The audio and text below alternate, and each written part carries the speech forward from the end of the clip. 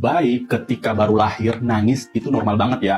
Ya kalau bayi nangis, ya dokter anak sama dokter kandungan pasti lega tersenyum ya. Orang tua pasti happy karena itu pertanda bayi sehat. Justru kalau bayi diam-diam baik itu malah justru bikin kita dokter anak sama dokter objin tuh cemas ya, deg-degan. Orang tua pun bakal sedih karena itu berarti ada pertanda permasalahan di saluran napas. Apalagi kalau begitu bayi lahir langsung ketawa ya atau ngobrol, itu horor banget, kita pada kabur ntar. Nah kalau bayi tidak nangis saat lahir, itu problem utamanya biasanya pada gangguan napas ya. Jadi kita evaluasi apakah dia ada asfiksia, mungkin gangguan napas akibat dari oksigenasi di dalam kandungan terhambat atau pada saat proses kelahiran. Kemudian bisa juga karena faktor dia prematur, faktor ada ketuban kental hijau dan sebagainya. Ketika bayi nangis itu merupakan proses dia bernafas menggunakan paru-paru di awal kehidupan. Selama ini proses oksigenasi itu di plasenta. Waktu di dalam kandungan, paru-parunya itu kan berisi cairan ketuban. Ketika dilahirkan, tekanan paru itu mengeluarkan cairan ketuban dan mengganti dengan udara dan oksigen. Nah, disitulah terjadi tangisan. Dan biasanya nangis itu awal kelahiran sampai 1-2 menit aja. Jadi ada proses yang berlangsung. Apakah itu tanda dari bayi sehat? Ya, salah satunya ya, ada 3 tanda bayi bugar. Nangis yang keras, kemudian tonus ototnya kuat, kaki tangannya gerak aktif, dan kulitnya kemerahan. Seperti itu. Waktunya mengkudu. Mendingan kuis dulu ya. Pertanyaannya adalah, apa penyebab tersering bayi tidak nangis saat dilahirkan? Tulis jawaban di kolom komentar, kemudian sertakan akun Instagram atau email ya.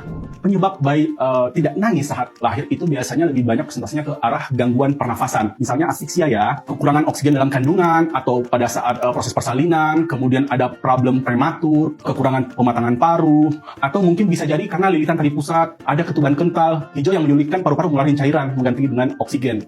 Atau ada juga infeksi ibu atau bayi, itu yang menyebabkan bayi tidak nangis. Kalau bayi tidak menangis, apa yang dilakukan oleh dokter anak? Yaitu posisikan kembali kepala untuk bebaskan jalan nafas, hangatkan, keringkan, dan stimulus punggung, pantat, kaki bayi. Kemudian kita nilai bayi itu nangis, otot kuat, dan kulit kemerahan atau enggak. Kalau udah oke semua nangis, maka kita lanjut ke perawatan rutin. Tapi kalau misalnya masih belum nangis, kita akan butuh tindakan lanjutan menggunakan alat, oksigen, obat-obatan, kita stabilkan, kemudian kita rujuk ke ruangan NICU. Kondisi gawat yang bisa dialami bayi saat lahir, itu yang nomor 1 tuh memang masalah gangguan saluran pernafasan ya. Dari diem, megap-megap, merintih, nah, itu kondisi-kondisi seperti itu. Kemudian bisa juga bayi kejang, kemudian tonus ototnya lemah lunglai, terus atau bayi yang terlahir dengan biru nggak kemerahan, itu kondisi-kondisi yang menyebabkan gawat janin. Jadi gawat janin itu bisa diprediksi dan dicegah dengan collab antara dokter kandungan dengan dokter anak. Di mana dokter kandungan pada masa pemeriksaan persalinan itu pasti dia udah lihat apakah ibunya ini ada infeksi atau enggak, kemudian apakah ketuban pecah dini atau enggak, apakah ibu ada resiko preeklamsi, eklamsi, atau diabetes, atau mungkin dari denyut jantung bayinya itu mungkin terlalu cepat atau terlalu rendah, pergerakan bayinya itu tidak aktif di dalam kandungan, atau mungkin ada faktor lilitan tali pusat ketika di USG.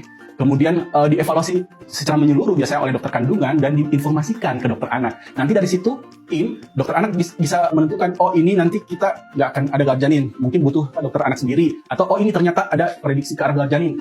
Dokter anak akan menyiapkan tim, biasa berdua atau bertiga, kemudian menyiapkan alat lebih lengkap dan persiapan untuk masuk NICU. Jadi gawat janin itu bisa sangat diprediksi. Bayi tidak menangis itu tergantung dari kondisi gawat janin, tergantung dari seberapa cepat dia nangis, tergantung seberapa cepat penanganannya, dan tergantung evaluasinya. Artinya kalau di awal kehamilan cuma 1-2 menit, baru dia nangis, itu mungkin tidak ada masalah di kemudian hari. Tapi kalau kita melihat indikator seperti bayi bugar atau Apgar score yang menyebabkan lama oksigen ke otak, kemungkinan akan bisa menyebabkan komplikasi jangka panjang atau gejala-gejala sekuel. Biasanya itu bayi-bayi yang memang setelah ditangani harus butuh perawatan lanjutan di ruang intensive care unit baby.